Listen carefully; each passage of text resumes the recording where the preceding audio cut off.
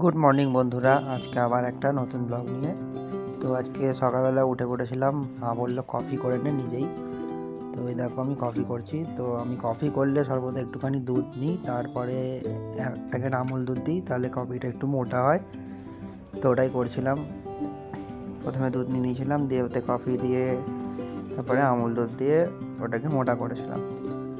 দেখো এবার কফিটা কি সুন্দর হবে। এই যে দেখো কফিটা হয়ে গেছে তৈরি, কি সুন্দর মোটা মোটা হয়েছে না?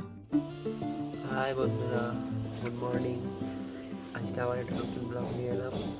তো এখন এদিকে খুব ঠান্ডা পড়ে গেছে, আর আমাদের বাড়িটা যেহেতু রেল লাইনের ধারে, তো তাই জন্য রেল লাইনের দিকে যদি জানালাটা খুলে দেওয়া হয় তাহলে ঘরে একদম কাশ্মীরওয়ালা ফিলিংস আছে।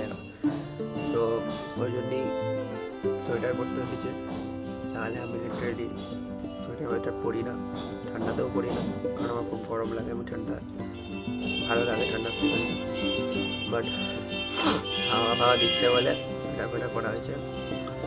তো এখন আমাদের কলেজ নেই, তো কলেজ ছুটি। তো আবার একবারে সেই সেমিস্টার আছে 26-27 থেকে। তো এখন বাড়িতেই থাকবো, ডেলি ভাবে আসতে থাকবে। Do subscribe my channel and like, share and comment.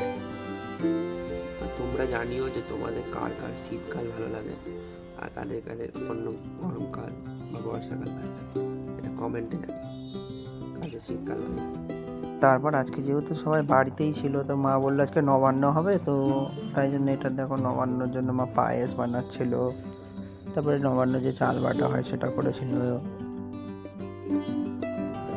তারপরে মাছ মাংস এইসব আনা হয়েছিল আজকে নবান্ন, যেহেতু সবাই বাড়ি। তোমরাও জানিও তোমাদের কার কার নবান্ন খেতে ভালো লাগে, কমেন্টে জানিও।